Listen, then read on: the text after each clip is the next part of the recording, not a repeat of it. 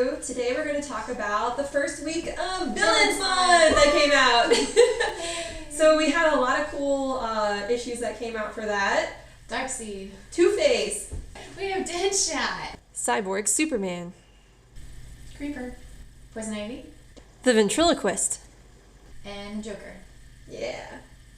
Yeah. Those are the ones that came out. There was a couple more that came out too, but those were the ones that we decided to pick up. And it's really cool because we happen to get these awesome holographic covers. So which one was your guys' favorite one out of all of them? Deadshot. I really Deadshot? like Deadshot. Yeah, me too. Deadshot was good. My favorite one would be, out of all of them, it'd be hard, but I'd say the Joker. The Joker. Yeah, that was good too. The Joker kind of had a classic sort of feel to it. It was bizarre in an uncomfortable kind of way, in the same manner that I felt like the Killing Joke was. Yeah. I really And like he was almost drawn similarly to him. And it was cool that they brought Jack and Oops into it. Oh, Jack and Aves. I know. I haven't seen him since the animated series, so Yeah. that was cool to see. So the tricky thing about any kind of Joker origin story, though, is you never know if he's actually, if this is real origin story or if this is something he's making up. So that's the tricky thing about this one. So they were talking about how his aunt bleached his skin and how, as a child, I guess he was abused a little bit by her. But again, it's the Joker. You never know what's real with him or not. So let's talk about the ventriloquist. What did you guys think? I didn't like it. It just didn't make sense to me. It was creepy. It was creepy. It just, I don't know. I felt like they could have gone a little bit more deeper to it, made it a little bit make more sense, except for the fact that she was just, I guess the fact she was just psycho from the beginning. With ventriloquist, it was just kind of like, I don't know. It told you a little bit about her childhood, but not really about any kind of motivation or anything like that. Yeah, they just kind of left it again at the surface. So yeah, with the ventriloquist, it's just her killing people, and a little bit of a flashback. Yeah. Not a lot of interesting things going on other than just complete creepiness. I tried to bring that into work to read, and then I realized somebody looked at it funny, and I was like, oh, look, on the splash page, there's someone getting hung. Fantastic. I'm going to stop reading this right now. Oh, Poison Ivy. I was kind of disappointed by this one. Like the art is really good. I really love how when they do flashbacks, they kind of change the texture of the page. So when they show her like as a little girl, the way that they draw and color is it's more pastel. It's it's lighter, softer colors, Looks and like then they a have watercolor. yeah, it looks gorgeous. like a watercolor. It's really pretty. It's awesome, and it's kind of cool that you see her childhood. But I don't know, it was interesting. Yeah. And I think she looks better inside than on the cover. She looks kind of like mean on on the cover, yeah. And inside she looks kind of awesome. We can talk a little bit about Deadshot, like the things that we liked. I loved how I didn't realize, I don't know if this was the original backstory with him, but I loved how they gave him a purpose. Basically, his family gets killed by a bunch of stray bullets, and that's why he's so dead set of only using a certain using as little amount of bullets as he possibly can and being on target. So it almost makes you like him a little bit. Yeah, definitely. They essentially tie him into Bruce with that, with his whole family dying and what Bruce ended up doing, and then what he ended up doing.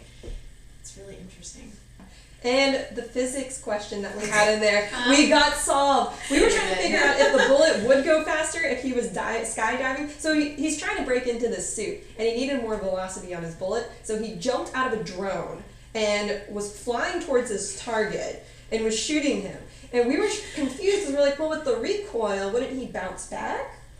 And no, my boyfriend was like, is it physics 1? Physics 1. Well, that was a while ago. Sorry, guys. So, yeah, the physics in that, good to go, in case anyone was wondering. The Creeper is very wordy. The Creeper was really wordy. I found this one to be wordy too, Cyborg Superman. Oh, yeah. Yeah, but I mean, I don't know.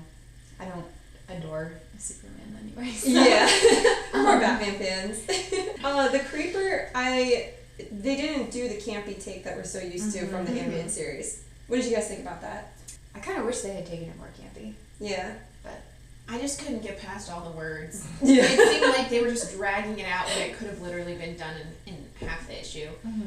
Which I'm sure was a frustration on their part because they're like, okay, well, how can we make this a whole thing? A whole thing. Yeah. It just, And they made him more sinister. Before, in the animated series, he was just like causing trouble or like trying to steal Harley Quinn from the Joker and like Yeah. stupid stuff like that. But this one, it was like, oh, he's going around killing people. And you're like, because in he almost was an anti-hero in Yeah. the animated series. Like, he just kept on screwing up and being mischievous, but it wasn't like he was a bad guy.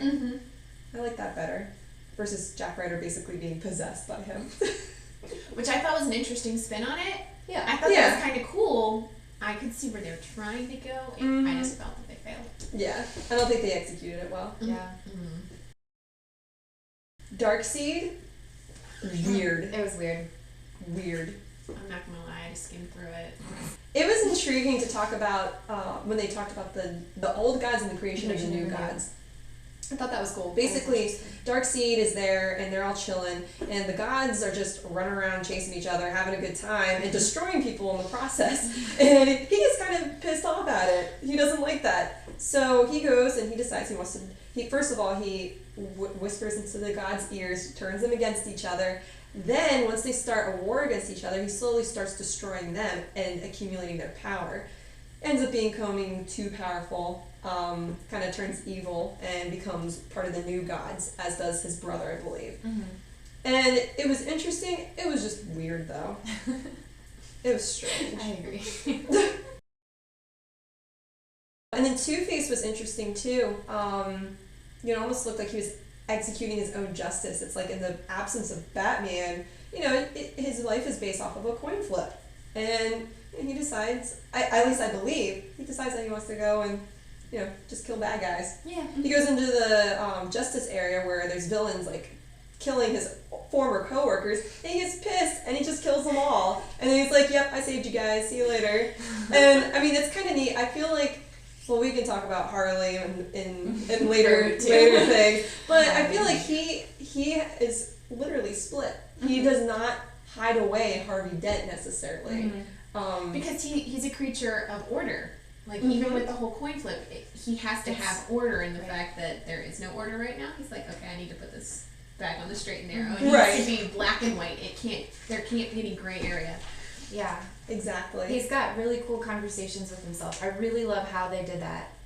Yeah, it's pretty neat. Like he's talking about on one of the last pages. He says, Batman is dead. My city is dark, exposed, vulnerable. It makes you want to cry. It makes you want to smile. So you clearly see they're the same person, but two totally separate halves and separate feelings. So that was Villains Week #1. Thank you guys for tuning into our channel.